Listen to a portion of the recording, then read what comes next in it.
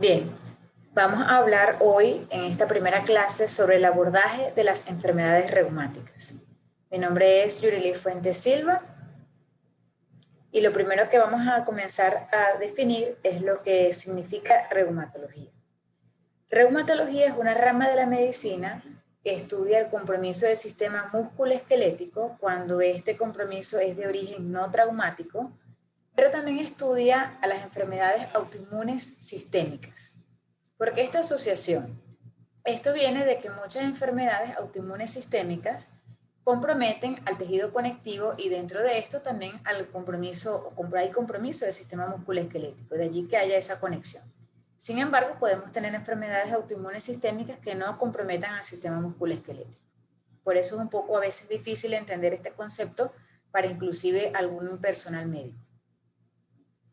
Como ven, hay una amplia variedad de síndromes que corresponden a las enfermedades autoinmunes sistémicas, lo cual hace un poco complejo entenderlas. Sin embargo, durante el desarrollo de la asignatura, iremos definiendo algunas de ellas, las más comunes, y vamos encontrando características que son similares de otras enfermedades para que ustedes aprendan a reconocerlas. Si hablamos un poco de la reumatología como ciencia, en realidad es una ciencia relativamente joven, es decir, es una rama de la medicina que prácticamente ha tenido sus mayores avances desde finales del siglo XX. Sin embargo, si hablamos de lo que son las patologías reumáticas, estamos hablando de que estas se remontan desde hace mucho tiempo atrás, inclusive miles de años antes de Cristo. Por ejemplo, este paleontólogo Sir Armand Rufer, estudiando las momias, las antiguas momias de Egipto, encontró que había compromiso musculoesquelético en estos especímenes, en especial los que tienen que ver con osteoartritis, es decir, desgaste del cartílago o enfermedad degenerativa del cartílago. Ya también desde la época antes de Cristo, 25 años antes de Cristo, hasta 50 años después de Cristo, durante el tiempo que vivió Aurelius Celsus, encontramos que se comenzó a hablar de lo que era la inflamación, definido por dolor, tumor, rubor, calor y también limitación funcional, que son las cinco características clásicas de lo que son los signos de Celsus, que se referían básicamente a compromiso articular. Luego, si nosotros analizamos un poco cómo empezaron a ocurrir o cuál fue la forma en cómo ocurrieron las enfermedades reumáticas, hay ciertas teorías que nos hacen entender un poco por qué ocurrieron, en especial la artrosis. Si nosotros nos remontamos a nuestros antepasados, como por ejemplo el Ardipithecus cadava, que es uno de nuestros antepasados, él era con un aspecto similar a un chimpancé, pero tenía actitud en bipedestación, medía apenas 122 centímetros en promedio. Sin embargo, encontraron que había signos de artrosis en estos esqueletos que se estudiaron. ¿Y esto por qué ocurría? Porque al pasar de la posición cuadrúpeda a la posición bípeda o de bipedestación, el efecto de la gravedad ocasionaba desgaste en lo que era nuestro aparato locomotor, en especial en las articulaciones de carga. Y eso se evidencia en estos modelos antiguos.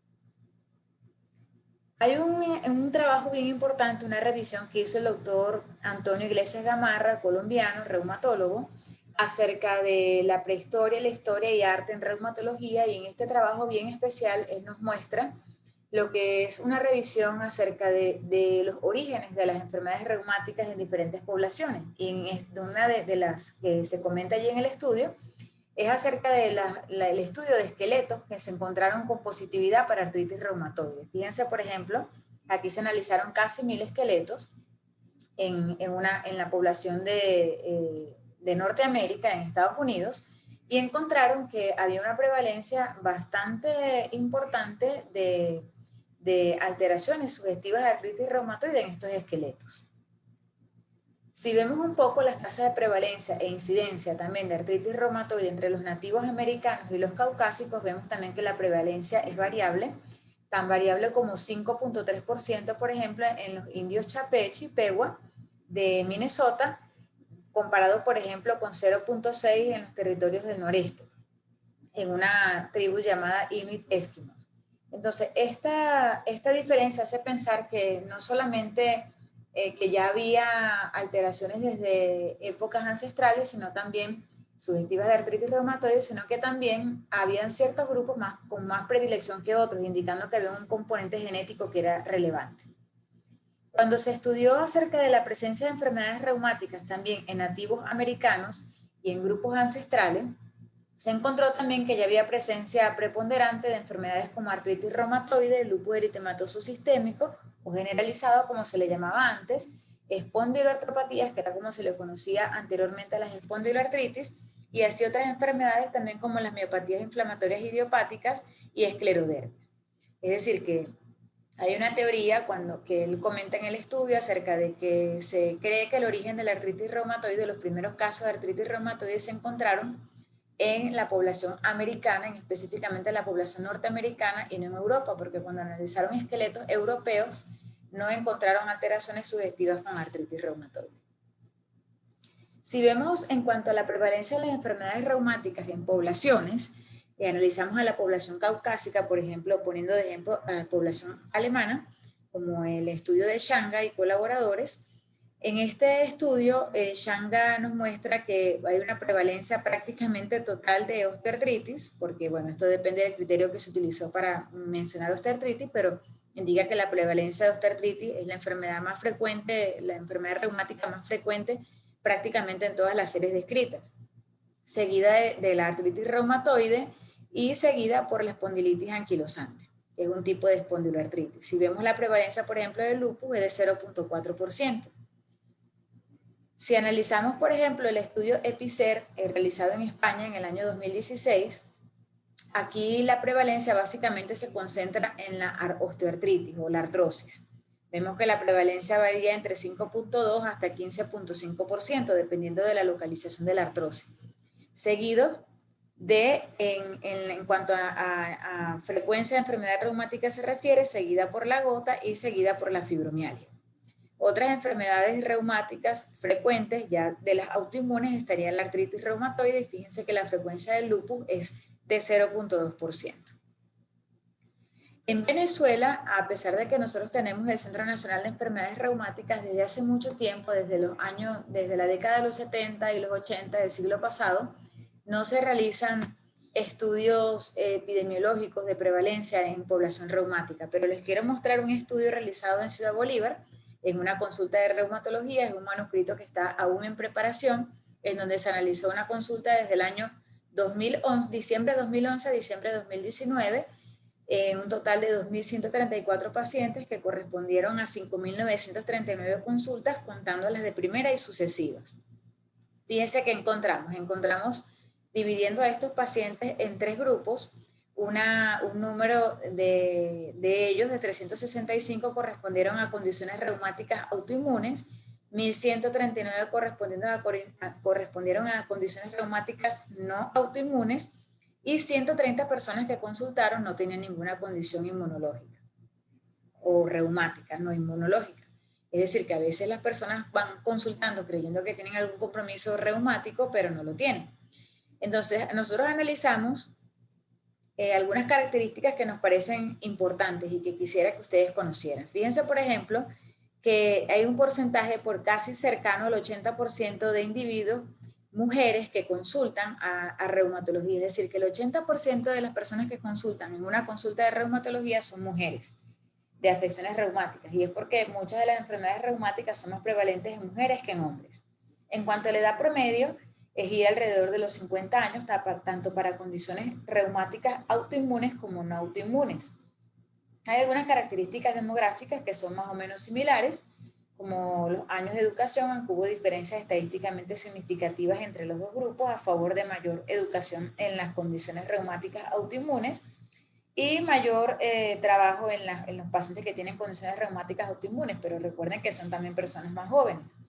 En cuanto al número de consultas, la mayor tasa estuvo representada por las condiciones reumáticas no autoinmunes, pero el mayor porcentaje o número o media de consultas eran los individuos que tenían condiciones reumáticas autoinmunes, porque dada la cronicidad de su enfermedad, ameritan consultas médicas periódicas. No así las condiciones reumáticas no autoinmunes. En cuanto a las comorbilidades, no se observaron diferencias estadísticamente significativas entre los dos grupos, y algo que me llama mucho la atención es la presencia de familiares con autoinmunidad. Si se fijan, casi un 40% en los individuos que tenían condiciones reumáticas autoinmunes y un 17% en los individuos que no tenían condiciones reumáticas autoinmunes. Esto quiere decir que en la población general hay un conjunto de personas que tienen familiares con autoinmunidad, y recordemos que dada la prevalencia de 3 a 4 veces más de enfermedades reumáticas en estas personas, es importante indagar mucho sobre esos antecedentes familiares. No encontramos diferencias estadísticamente significativas en la mortalidad en los dos grupos. Bueno, por lo menos el tener una enfermedad reumática autoinmune en esta consulta no representó un factor de riesgo para morir, y esto es algo que debe llamar bastante la atención y que es un dato que debemos conocer como un dato autóctono propio de nuestra población. Cuando estudiamos a las enfermedades reumáticas, tenemos que ver que hay una herramienta poderosísima que los reumatólogos y los médicos de atención primaria que vemos condiciones reumáticas tenemos, que es la historia clínica. La historia clínica es el instrumento más poderoso para hacer la evaluación de un paciente con una condición reumática. Lo primero es averiguar el motivo de consulta. El motivo de consulta generalmente va a estar ligado a dolor, y dolor articular, básicamente.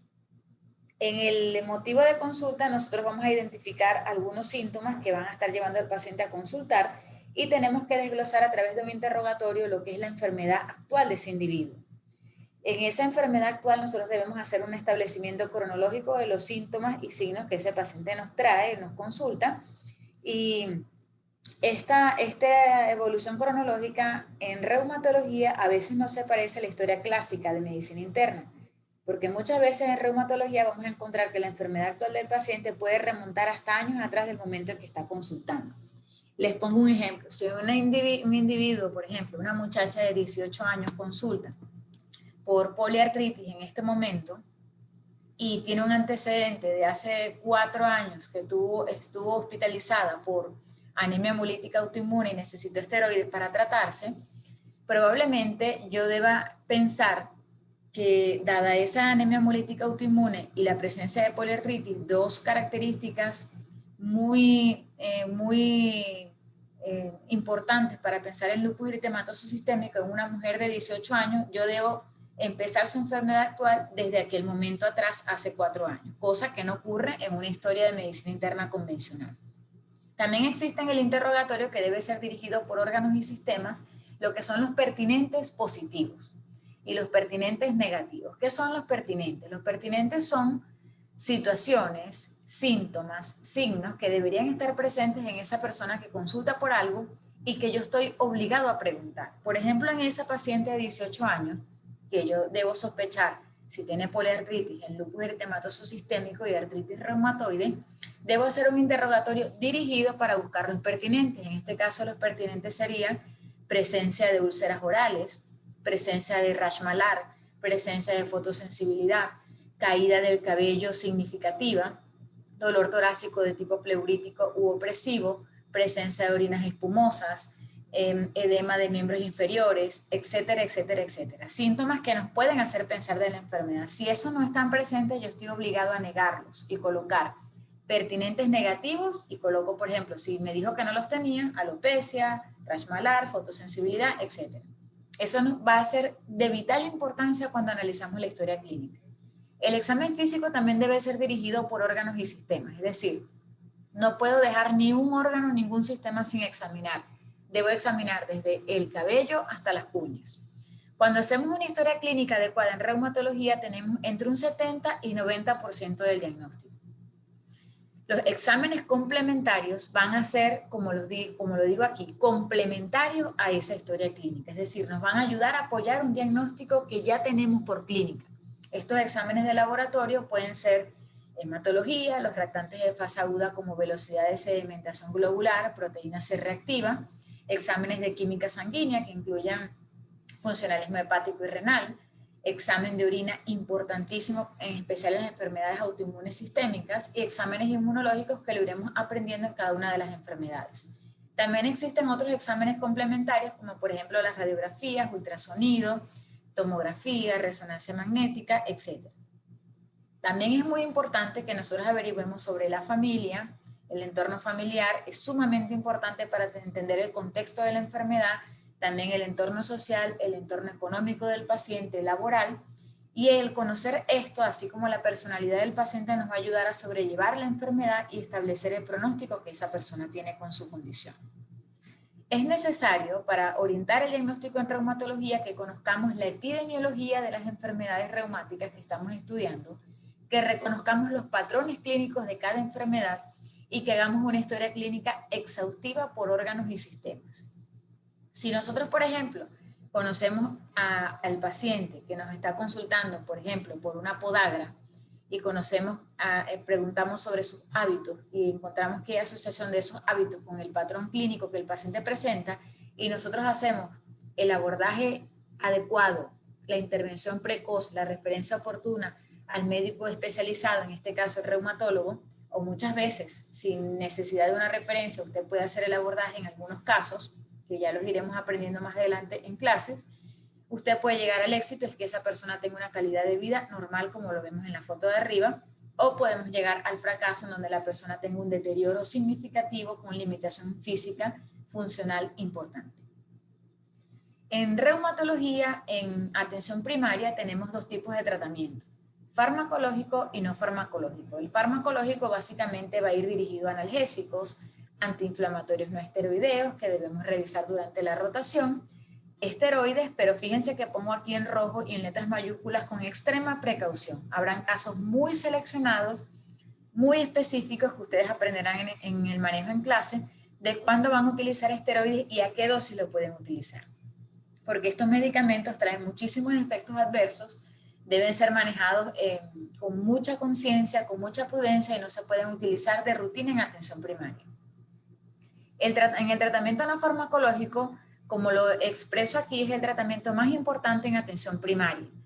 El más importante de este tratamiento no farmacológico es la educación al paciente sobre su condición, sobre su enfermedad, aclarar dudas para comenzar a empoderarlo, para que él tome las riendas sobre su condición.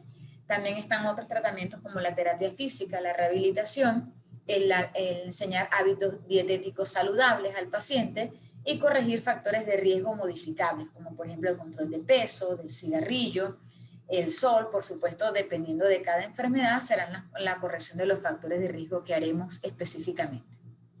Como conclusiones, podemos decir que es muy importante reconocer la epidemiología y los patrones de presentación de las enfermedades reumáticas. Nosotros, en atención primaria, podemos cambiar el curso de una enfermedad reumática con un diagnóstico temprano y una derivación oportuna al reumatólogo cuando sea necesario. Y muy importante, no lo olviden, debemos educar al paciente desde la primera visita a atención primaria.